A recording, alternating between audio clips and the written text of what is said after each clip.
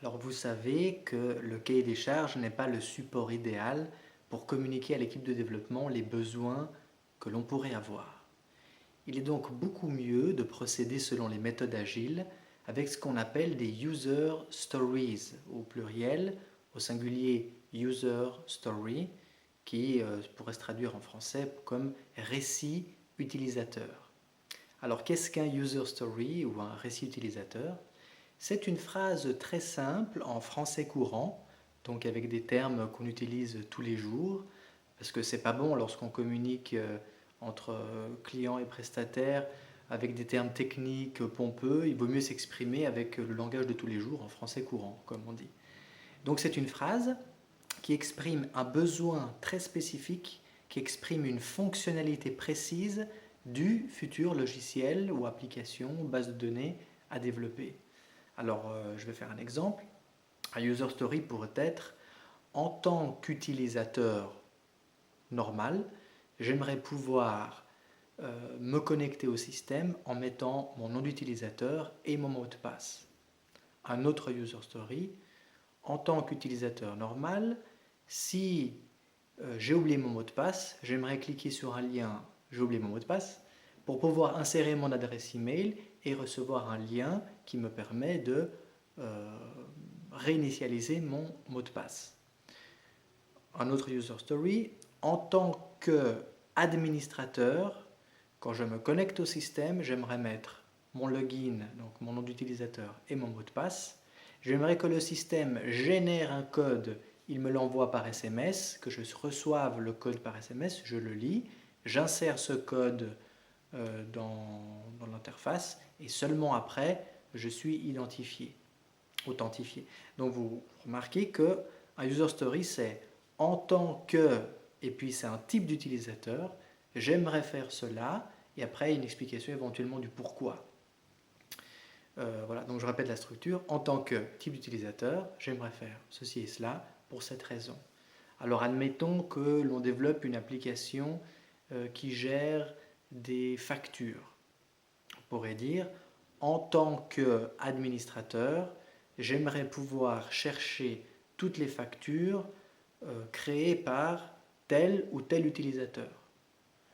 Ou en tant qu'utilisateur de type comptabilité, j'aimerais pouvoir créer une nouvelle facture.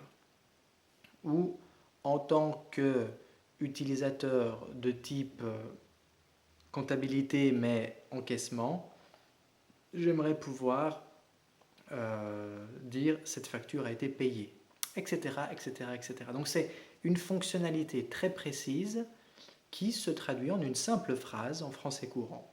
Et votre premier travail, ça va être de rédiger toutes les user stories, toutes les fonctionnalités que vous aimeriez présentes dans le logiciel. Alors, dans un simple tableur, genre Excel ou comme ça, dans une colonne, euh, une sous les autres, les unes sous les autres, vous mettez votre user story. En tant que cela, j'aimerais faire ceci pour cette raison.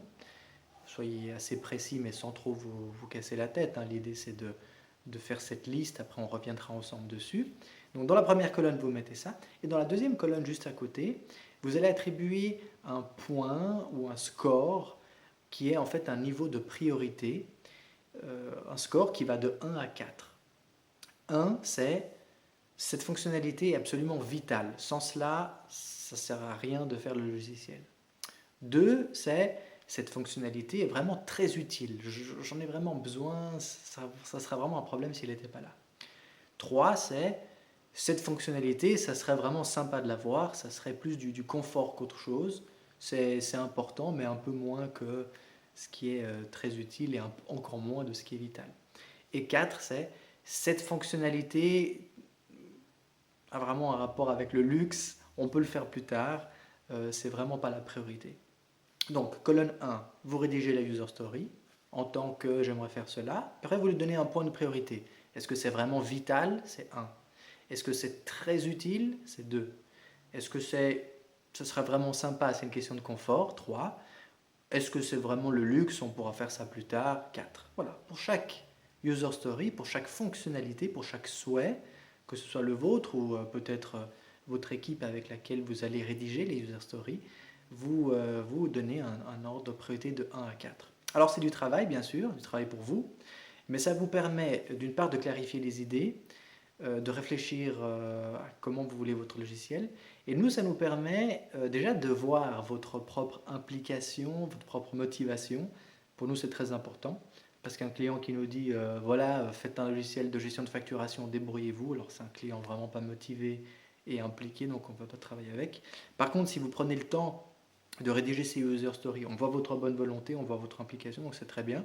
Puis ça nous permet aussi de voir comment vous pensez, qu'est-ce que vous voulez. Puis après, pas de souci, on va revenir ensemble, user story par user story, on va clarifier les choses, on va vous poser des questions, vous allez penser à d'autres choses, on va éliminer certaines choses, en rajouter.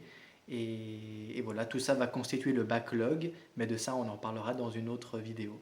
Alors, je ne vous dis pas bon courage, parce que je pars du principe que vous avez envie de le faire, je vous dis plutôt bon plaisir dans la rédaction de vos user stories.